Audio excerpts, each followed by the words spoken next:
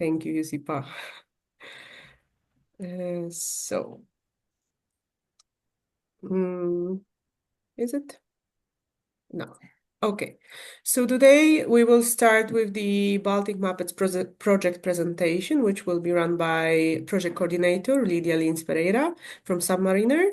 Afterwards, we skip to the open call and we will share with you details about how to apply, when to apply, and actually what are the details about eligibility and evaluation as well. And also we will have today two presentations about two challenges which are connected to the innovation call. Challenge from the cluster 1, which will be presented by Susanna from Ecopolag or Lydia Lins from Submariner. And afterwards, we will present the cluster 2 challenges, which will be actually presented by the Peter Cross from CRM. And then we wrap up. We have, let's say, I think about 15 minutes or maybe more, depending on the amount of the questions to address your concerns, the questions you may have about the open call procedure, and then we wrap up. So I would like to give the floor to Lydia to present the project. Good morning, everyone. Maybe, yeah. Yes, it should be now.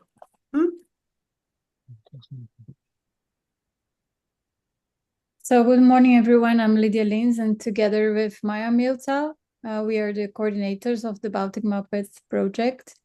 And I'm here to talk to you a bit about this project. So Baltic MUPPETS is an I3 project that runs for 3 years. And the total budget of this project is 7.3 million, from which 100,000 euros is dedicated to cascade funding, what we are talking about here today in the innovation call. So this project is composed of 13 partners, and we cover the whole muscle chain. As you can see from here, we have SMEs, we have universities working on this project, from the muscle farming to also side streams.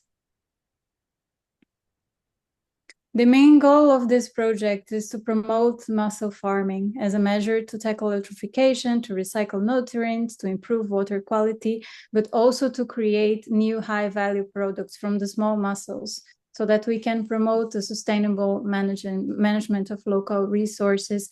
And in this project, we also want to advance and scale submerged mussel farming, the different harvesting techniques, the lower production and energy costs, and adapt this process to the small mussels as well.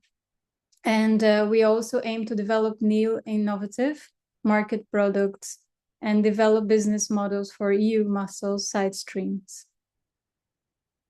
So we have here 3 farms that are part of this project, and they have 3 different, excuse me, and they have 3 different business models. So the first one is Ecopelag, which is in Sweden. It's a non-profit organization, and in Ecopelag, they work with small mussels, and they have already developed some products for pet food. And the second farm is a Wittrup Seafood in Denmark. And Wittrup Seafood is already an established mussel farm that exports mussels through the whole Europe. And they also want to work on this project on different solutions for the smaller mussels. And the third business case is Kille Meeresfarm in Germany. And it's a small farm, but it is also very present in the local markets. And they're also working on the smaller mussels that are not used for human consumption. And so in this project, we have 7 work packages that are going from the market analysis to third-party cascade funding. So on the first work package, we have the market analysis and the business models. Then we go to mussel farming in work package 2, and work package 3, the mussel processing and logistics. then product development and third-party cascade funding, which is what we are talking about here today. Then we have also work package 6 and 7 that are across all work packages that are dealing with communication, dissemination, exploitation, and the coordination of the project. What have we achieved so far in this project? So we have a new monitoring method with a 3D submerged camera, initial business model calculation. So we have new processing facilities in Sweden. There is a lot that has been built in the farming and the harvest optimization. And also we already developed some products for this project, two pet food products. We produce digital maps, and we are also developing a side stream project from compost.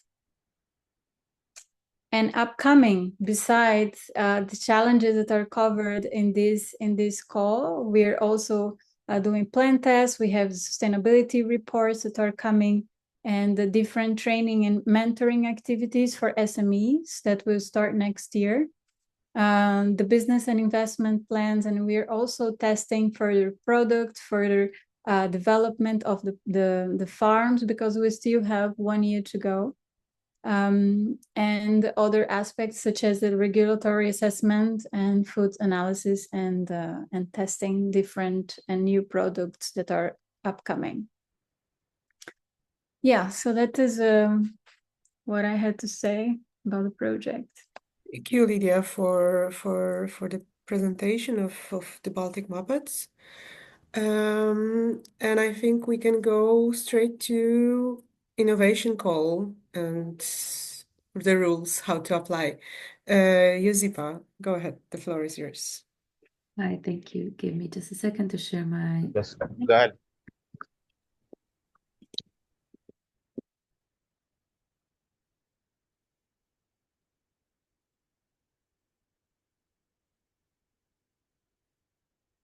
Let me know if you can see it. Is everything okay? No, it's not in the presentation mode. We see the... Okay. Mhm. Sorry. No? No, it works, yeah. Okay, great. Okay, hello everyone again. My name is Josip Arapovic. I am a project manager in F6S, and within the project Baltic Muppets, I am together with Joanna, co-manager of the Innovation Call, and today I'll be presenting the funding opportunities for sustainable mussel farming and products, and basically the reason where we are all joined here at this webinar. Okay, so about the Baltic Muppets Innovation Call. The Baltic Muppets Innovation Call has been launched on November 5th, 2024, and it will be lasting until the January 14th, until 5 p.m. Central European Time. This is the time frame of when you can submit your application to the Baltic Muppets Innovation Call. The total budget is 100,000 euros, which will be provided to innovators as a lump sum grant. And the overall objective of the whole call is to support solutions that drive sustainable business strategies and technological investments within the mussel value chain. Here in the presentation, which we will be sending to you as well, we've put links for you to find out more about the innovation call, but also the link where you can apply. The links here also contain all of the relevant documents, such as guidelines for applicants, and any different documents that you must submit in order to apply as an innovator to this innovation call. So what are the key focus areas? We have two key focus areas, or two, let's say, challenges areas. We have two clusters. The cluster is first testing and piloting for submerged mussel farms, which encompasses innovations which are here for harvesting, logistics, and regulatory compliance within the mussel farms. And then the second cluster being the feasibility and the market studies, encompassing any and all challenges regarding market research, consumer acceptance, pricing strategies, high-value product development for pet food made out of mussels. So these are the two arenas or key focus areas where we really accept innovators to apply and solve the challenges coming out of these two clusters. So to repeat is the testing and piloting for the submerged mussel farms, and second is the market studies and feasibility. So who can apply to this innovation call? For the innovation call, any and all single small and medium-sized enterprises and startups who are legally registered in the selected regions.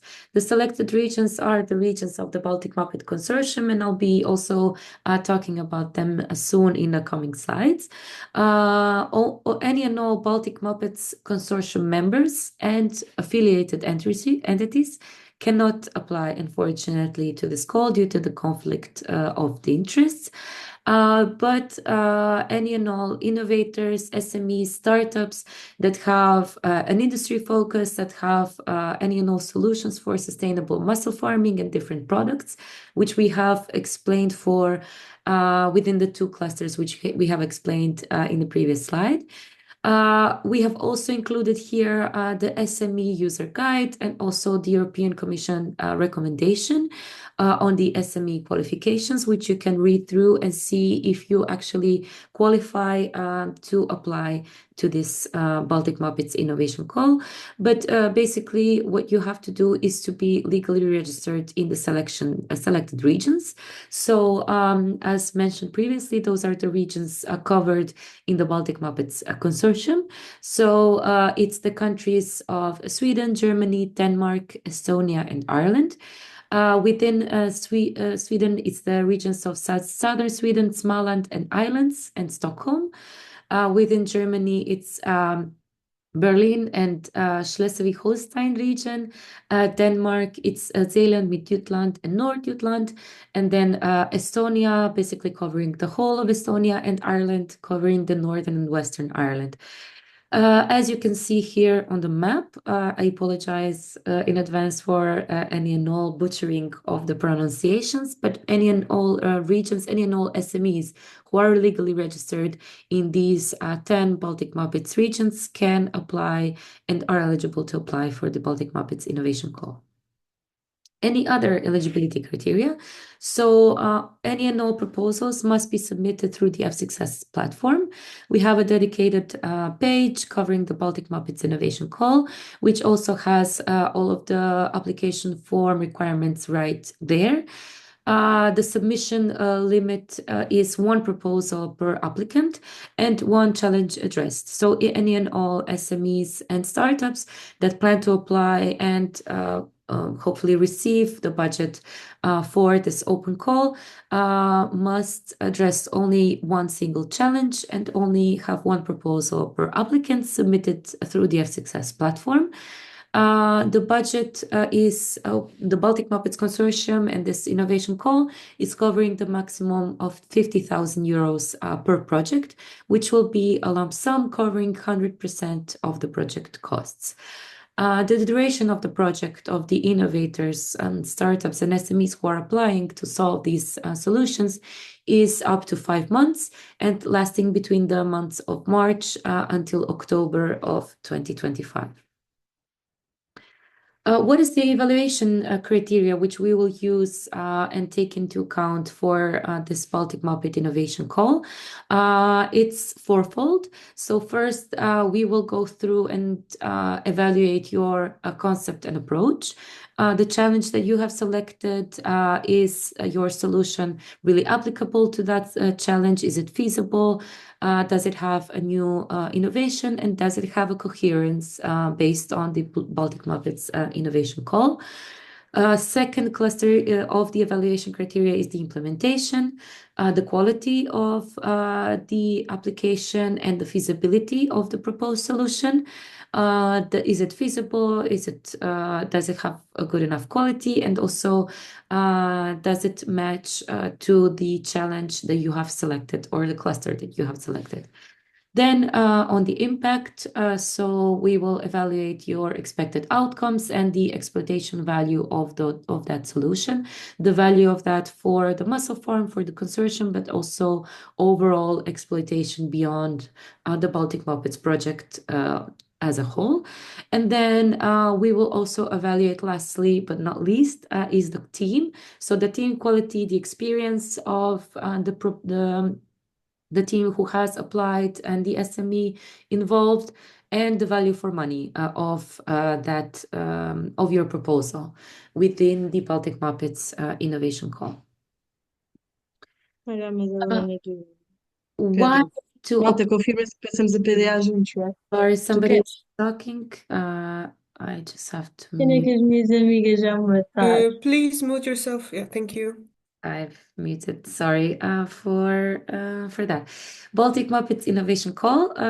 Why you should apply. So the most important part of the Baltic Muppets Innovation Call is why apply to this great opportunity. First is the funding. So each selected project will receive up to 50,000 euros within the 100,000 euros overall budget that this call has. Besides the funding in itself, you will also receive support. So the access to muscle farms, which Lydia has talked about before, the Baltic Muppets technical resources, the Baltic Muppets Consortium, and the overall industry network. Besides the funding and the support, this innovation call also gives you the opportunity and the potential to pioneer sustainable muscle-based solutions, to have a market viability, to have a real-life application of your solutions to the muscle challenges, be seen in real life, in real world, and also in real muscle farms. Besides all of the tips and tricks of this innovation call, here are some of the deadlines that you need to take into consideration while applying.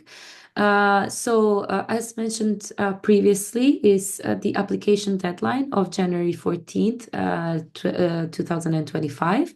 All of the applications will be eligible and will be taken into consideration if they have applied before 5 o'clock or 17 hours of the Central European Time until January 14th, 2025. The evaluation results announcement will be made in February 2025 after all of the applications have been collected, evaluated internally by the consortium, and then each and every applicant will receive the evaluation summary report and their evaluation results.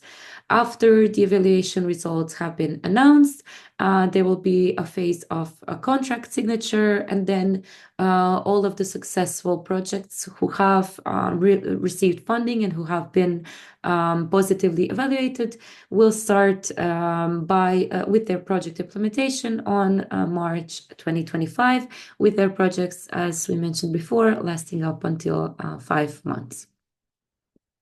How to apply to this call? We have inserted here a QR code, which leads you to the Baltic Muppets website that has the link to the application. Here you have also the links and for the documents of the guidelines for applicants. So guidelines for applicants basically goes into full details of everything that we have discussed today, or will discuss again today. Through the rules, regulations, who is eligible, who is not, and then also goes in detail through the cluster challenges, which will be also presented later on by my colleagues. Besides going through the guidelines for applicants, you should also fill in your online application form. Here we have also included the link for the Baltic Muppet submission platform, and you will follow the dedicated section. It's pretty easy to fill it in. You click yes when there is yes, no when there's no, and basically fill in all of the information pertaining to your SME and startup. after filling in the whole online application form, it's important that you submit your application within the deadline.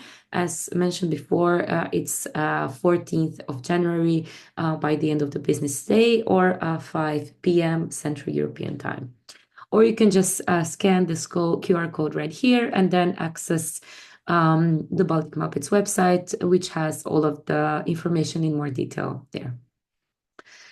So to wrap things up, in case you have any and all questions regarding the Baltic Muppets open call, you can always send us an email on the open call at balticmuppets.eu. You can also check out the website, as I've said, that has quite a lot of resources and all of the documents that you might be needed now or later on in the future if your submission is evaluated positively. Or also you can ask questions directly in the F6S discussion panel on the www.f6s Baltic Muppets Innovation Call /discuss. But also don't forget, if you have any questions, ask it directly in the chat here or later on by raising your hand through the Q&A session at the end of this presentation. So with this, I want to thank you. If you have any questions, again, please save them for the Q&A session. And with this, I'll stop sharing and let my... Thank you, Josipa, for this wonderful presentation and elaborating the details of the open call. What you mentioned at the beginning is that the open call, our open call, the innovation call, has two key areas on which we would like to focus. So let's present now those clusters. Let's start with the cluster 1, which is dedicated to testing and piloting, which will be presented by one of our partners, Susanna Inhagen from Ecopelag. Thank you, Anna. Yeah, good morning, Yes, Susanna. hello. Hello. Good morning. Good morning. I had some problems to join this meeting, but I'm here now. You managed, and we are happy you joined it. Yes. Yeah. Oh, yeah. Well, I'm a bit sorry, but I haven't had a chance to read all my mails, so I have missed that I should present this part. But at least I can present the part that the challenge that we had. I mean, I can't speak for the other companies. Okay. So do you have any slides prepared for the cluster? Well, I have at least some slides about the muscle forms and the ropes, because I guess this is cluster 1, right? Yes. Yeah. So let's see if I can manage to share it. So the cluster 1 is dedicated to testing and piloting activities, and we have included in the cluster 1, we have 3 sub-challenges or three challenges. The first challenge is dedicated to assessment of durability and stability of ropes. Challenge 1.2 is dedicated to regulatory requirements such as marking system to document the ownership. And the third challenge is dedicated to to new logistic solutions for harvested mussels. So, Susanna, I assume you will present the challenge 1 and 3. Yeah, that's right. And then Rasmus maybe can take the one with the how to mark the farms. Okay. Can you see my screen? Yes, it works. Perfect. So if I just start with a little bit about us, we are a small company in Sweden, started to farm mussels in the Baltic proper, where we have low salinity, which makes the mussels growing small in size. But our motto is that these small mussels can also have a big value. And what we are doing at the moment, we are harvesting them and we use them as ingredient for pet foods in the Baltic Muppets. So anyway, this particular challenge, the first number 1, is about how to make these mussels grow in the best way on different substrate ropes in these low salinity conditions. Because as it is, we are actually using ropes that are originally developed for collecting spat. So then when the mussels are small, they swim around and try to find a surface underwater where they can attach. So before they start to grow to size. And in more saline conditions, they first collect them on these spat collector ropes, and then they harvest the ropes and they transfer them to either socks or other kinds of mussel farming equipment where they can grow them to big sizes. But for us, since they don't get bigger than 3-4 centimeters, we can actually keep them for the whole life cycle on these spat ropes. And in the picture, you can see the map of East Coast Sweden, where we have the farms. So we have 1, 2, 3, 4, 5, 6, 7 registered farms, and the capacity on these different farms you can see in the table. So this is what we are growing. And we use different substrate ropes on different farms because we have found that it depends on exposure, how rough it is, the weather conditions, and other factors as well, such as salinity. If these ropes, a certain kind of rope, works in a good at a certain environment, and we don't. I mean, we have actually already spent quite a lot of pre-studies here, but we haven't really made like a scientific evaluation about it. So it would be nice if someone would be interested in this subject to see how to map the success of the different kind of ropes at different sites, and maybe write a report about it. And we could also use this knowledge to try to develop the ropes even further. So I guess that's pretty much the summary of challenge number 1. I can see here is a sketch of the structure of what the mussel farms look like. So they are submerged, and these substrate ropes are going loops from about 3-meter depth down to 13 meters. And yeah, do you have any questions? Susanna, we just see the first slide. If you mentioned the sketch, Okay. I can't see it. So maybe if you could present it. Yeah, maybe then I stop sharing and then I switch and I start sharing again. Maybe that works.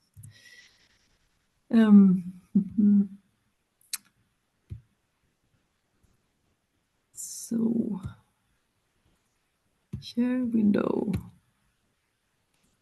So I would say maybe just to add that by addressing this challenge, you, like the potential innovator, you will be working kind of together with the Ecopelag, as you're going to also give the access to this space, right? To pilot the Exactly. ropes. So this is, Exactly. I would say, kind of a win-win situation for both sides, as both sides, the applicant and also Ecopelag, can work on the solution together. And as I said, we already have 4 different kinds of ropes, and they are out at the different sites, and some of the ropes are at the same site to compare. So this is already a little bit prepared, but as it is, it would be nice to have someone doing like a little bit more scientific study, because we only have a trial and error approach at the moment, and this is something that maybe could be evaluated further. Thank you. Thank you, Susanna. If you would like to present also the challenge 1.3, I think it would be Yes, the great moment right now. exactly. So challenge 1.3, I have to share another slide here.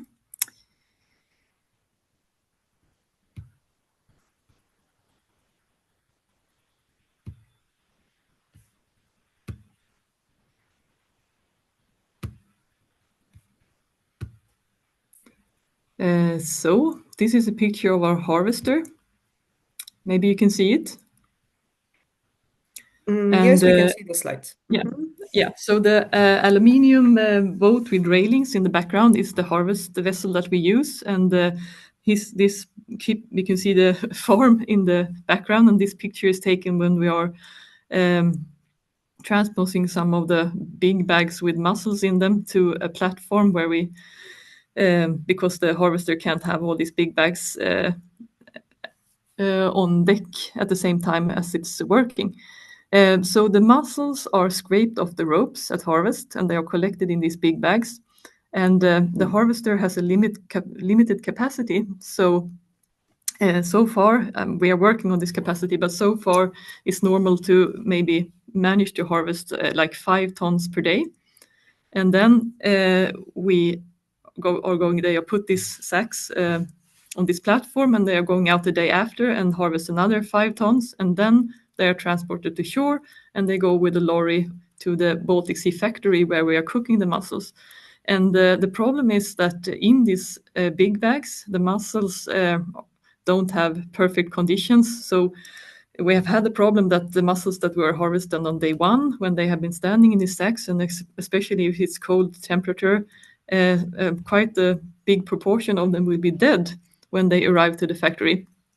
So this is a problem. How? Because it's also not good to dry them on the same day, because then we would need to have half filled trucks, which is not cost efficient.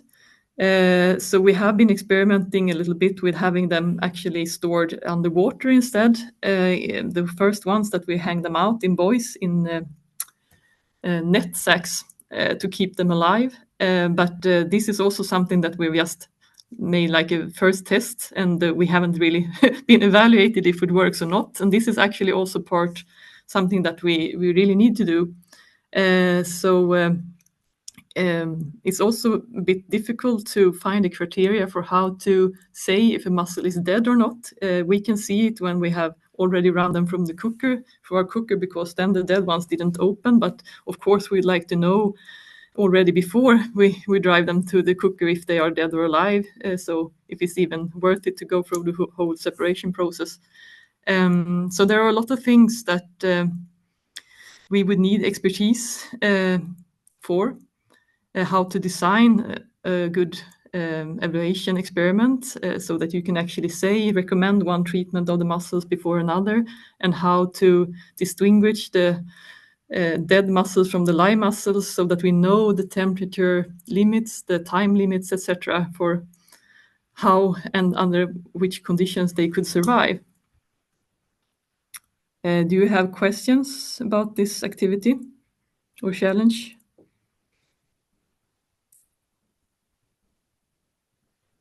Can ask the questions now if you have any, but also we will have a dedicated space to address all the questions. Okay.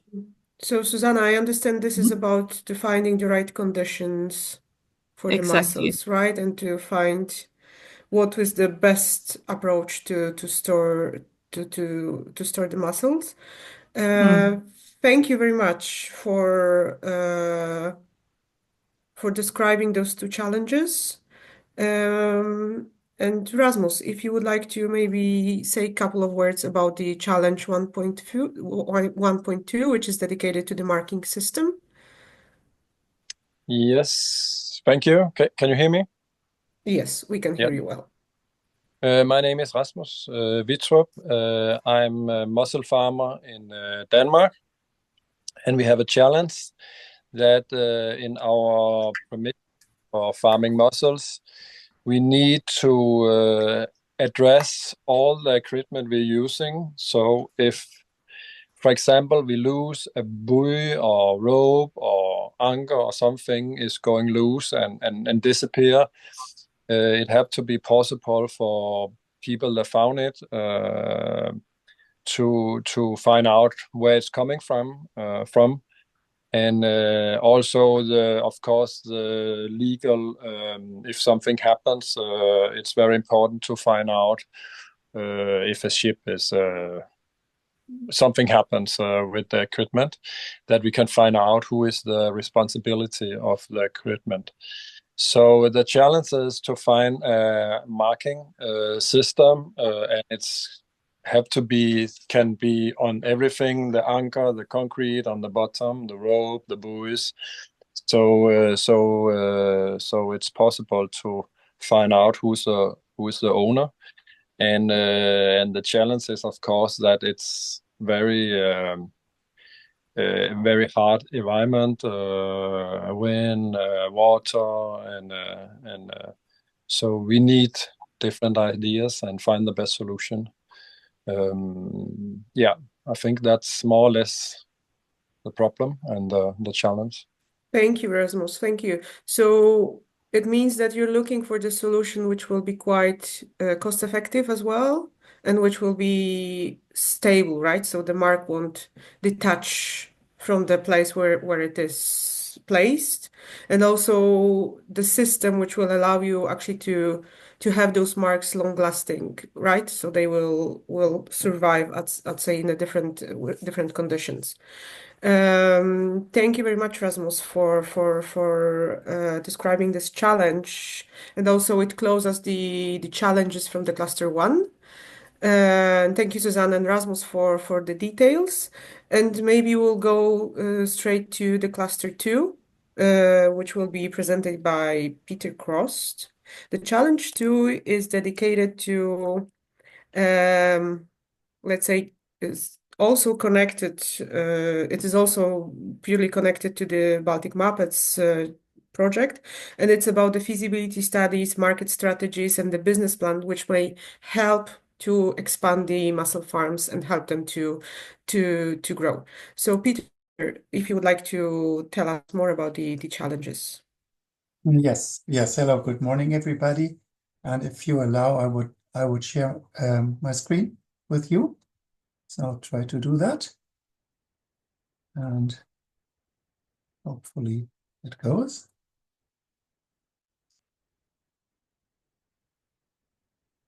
Oops. One second.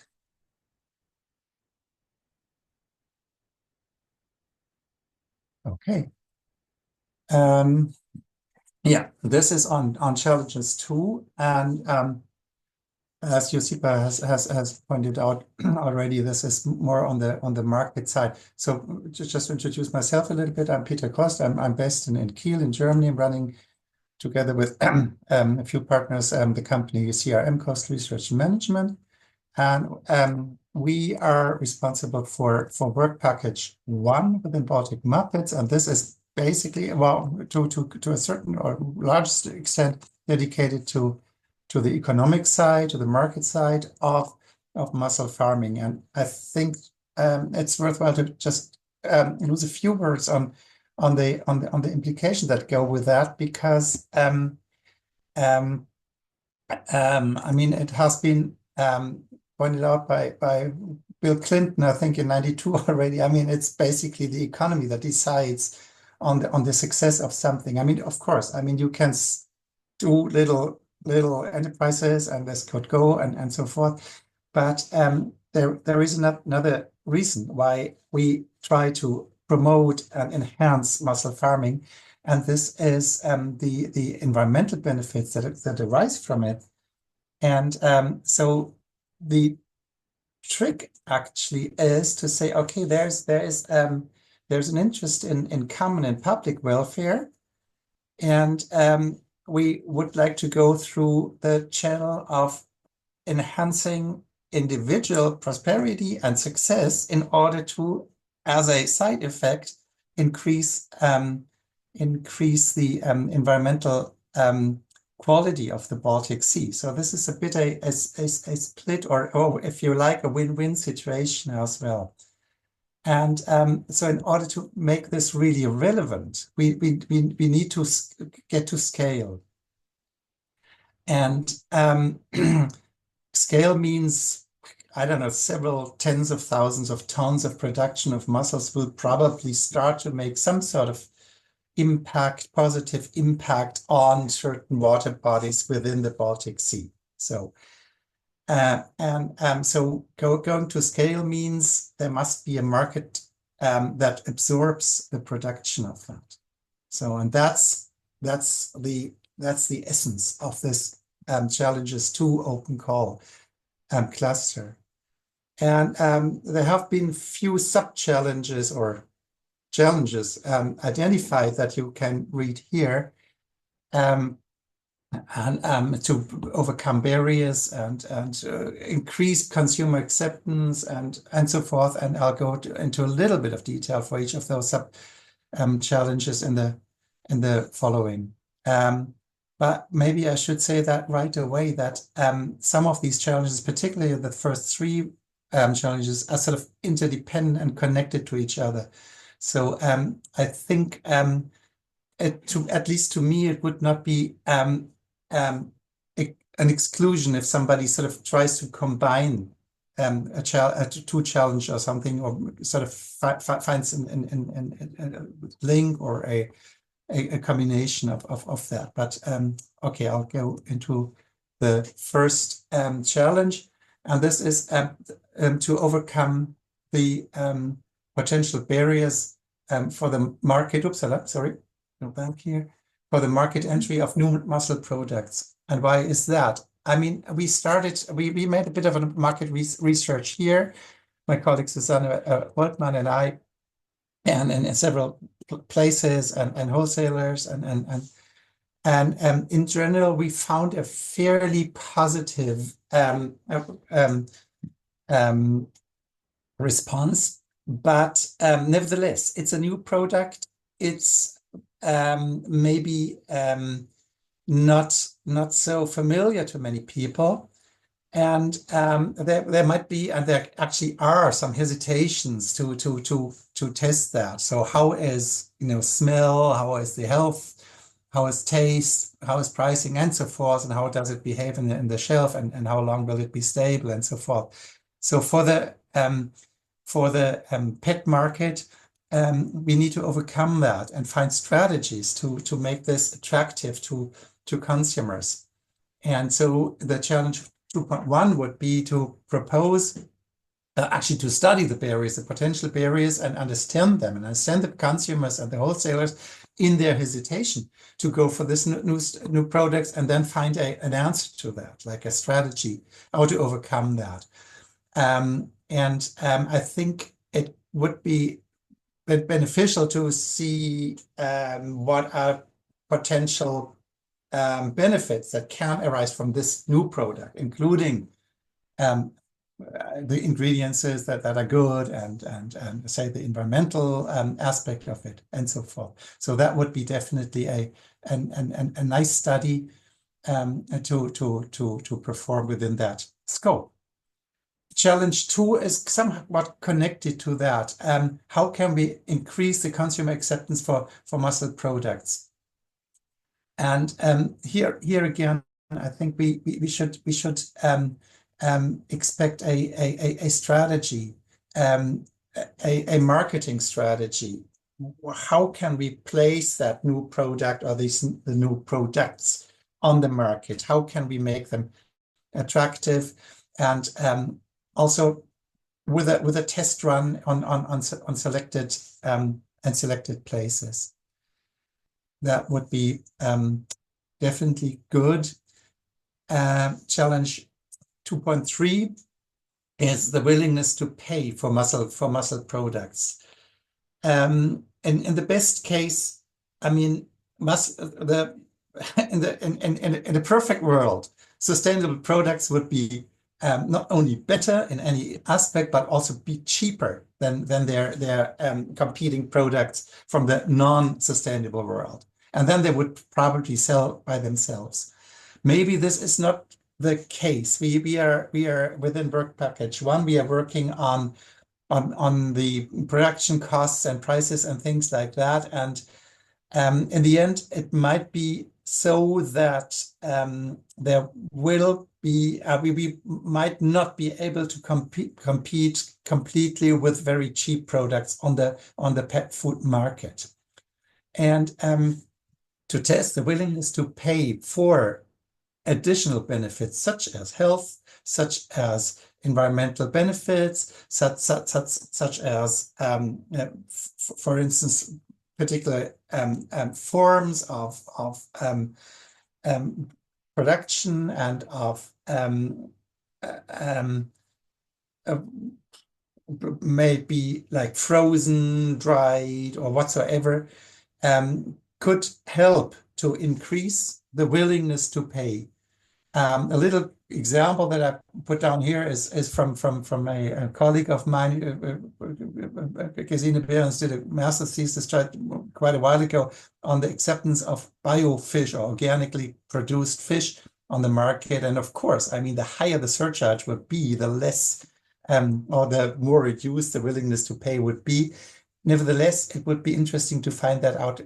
Where is the limit? How far can we go by increasing or higher prices provided we can justify and explain why this is the case. Yep. All these three challenges have to somehow to do with each other, and as I said, maybe there can be found a combination in a project to combine at least several aspects of that. It's a bit different with the next call or with the next challenge, which is the certification questions. It's not clear how good and effective and relevant a organic certification is and how much it sort of what the return would be in investing in this extra effort. I know from Kieler Meeresfarm, Tim is here.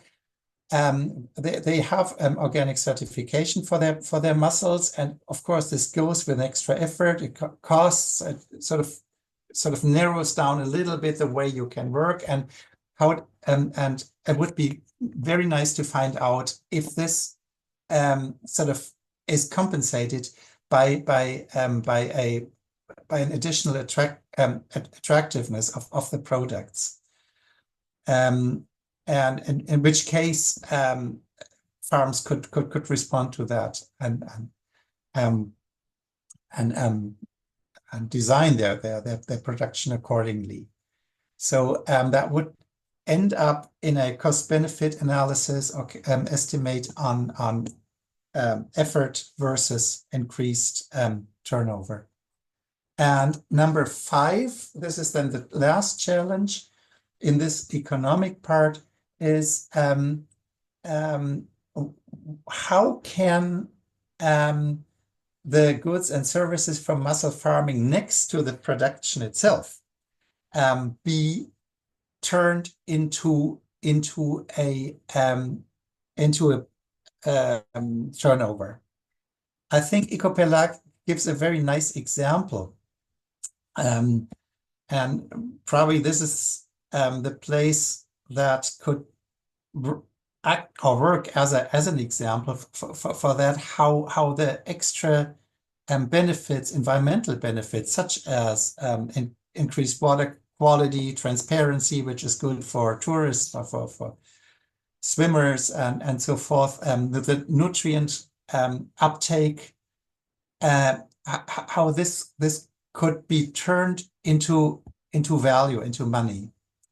And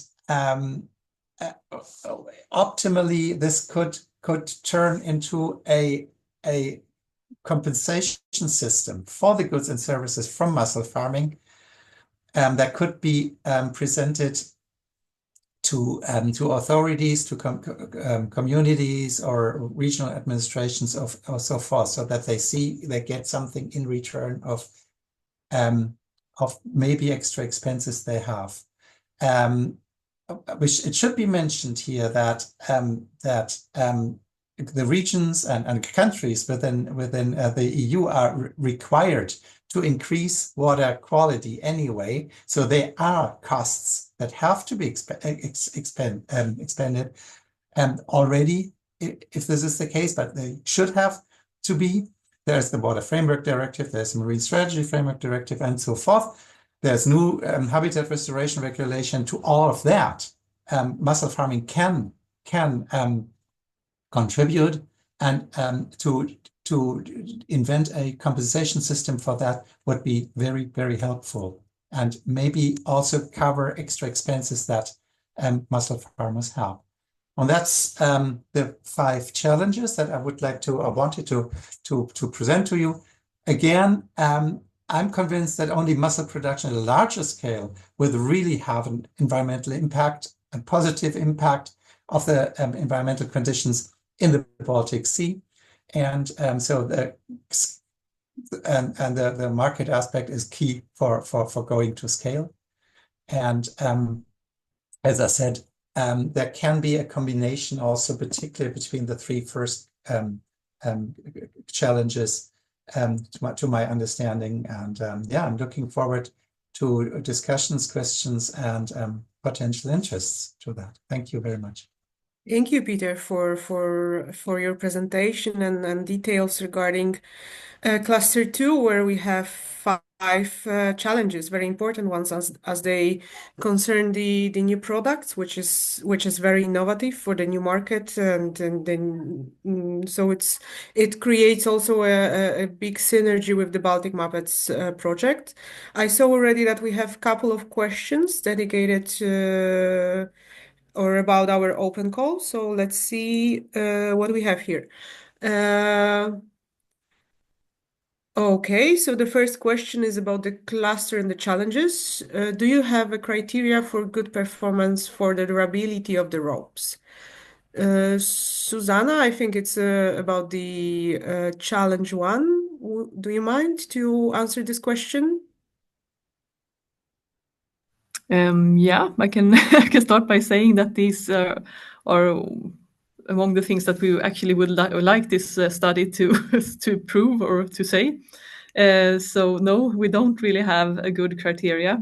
We know that they have different lifetime in our conditions, but the criteria for us would be like simple as how much biomass you can harvest per rope meter or something after a full growth cycle. I mean, muscles should be there. They should not. They should stay on the substrate. The substrate should not be too soft so that it gets entangled, because then muscle will fall off. They need to have a certain structure that works in that particular environment, and also with the harvester. So it's also kind of that we, let's say, leave the floor a little bit for the innovator to find the criteria, which will be, let's say, about which will be the solution tested for the Exactly, ropes. exactly. In both our challenges, the experimental design is one of the things that we hope that someone could find out, because we are not working with this kind of issues particularly, but also that we have a lot of data that from earlier projects and pilot studies that maybe also can add to this, that someone can go through a lot of material that we have been collecting but not really evaluated yet. Perfect. Thank you. Another question which we have, it's about the innovation call. Can we apply to solve more than one challenge? Josipa, would you like to answer? Yeah, thank you, first of all, for the question. Actually, each applicant can only address one challenge. So, as you've heard from the challenges, both from Susanna, Rasmus, and Peter, you choose one of those challenges to apply to, and then to solve one challenge per one applicant. Thank you. Yeah, we have a lot of challenges, but I also, Peter, you mentioned that the cluster 2, those challenges are connected to each other. So it's also, okay, the rule is that the one applicant per challenge, but also we advise you, or we would like to support you in look into the synergies between those challenges, as at the end, all selected applicants, they will be working with the Baltic MUPPETS Consortium, and we will be guiding you through the proper, let's say, to find those synergies between the different challenges. One more question about the open call. What is the maximum amount for each SME? What is the maximum funding per SME? Each SME can receive 50,000 euros. So that's the total budget per proposal. And then that total amount must represent 100% of your costs. So 50,000 euros to answer the question. And Thank you, Josipa. Okay, thank you. So I think, yeah, it's 12 already, so we are just approaching to the end. But still, if you would like to ask a question, we can also address them now, maybe one or two questions. So please raise your hand, or you can also post your question on the chat as well. It's okay. Yes, Matthias, would you like to Yeah, ask any question? I'm just curious about the typical amounts. So I can see that you have 100K you need to give out, and the maximum is 50K, right? So is it typically two projects that give out 50K, or is it like how do you typically do it? Just for my understanding, right? So the total amount for the open call is 100K. Each SME can get up to 50,000. So basically, we would like to fund from two to four entities. Just also please note that there is no minimum budget for your project. So you can obviously apply for the maximum, but for example, for the challenge for the cluster two, the funding amount might be also lower depending to which cluster you apply and depends which challenge you would like to address. Thanks. Thank you. Any more questions from about the innovation call?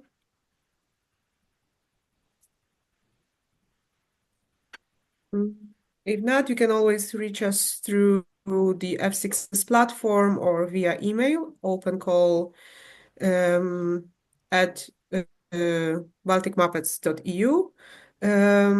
And thank you for today. Thank you for joining this webinar.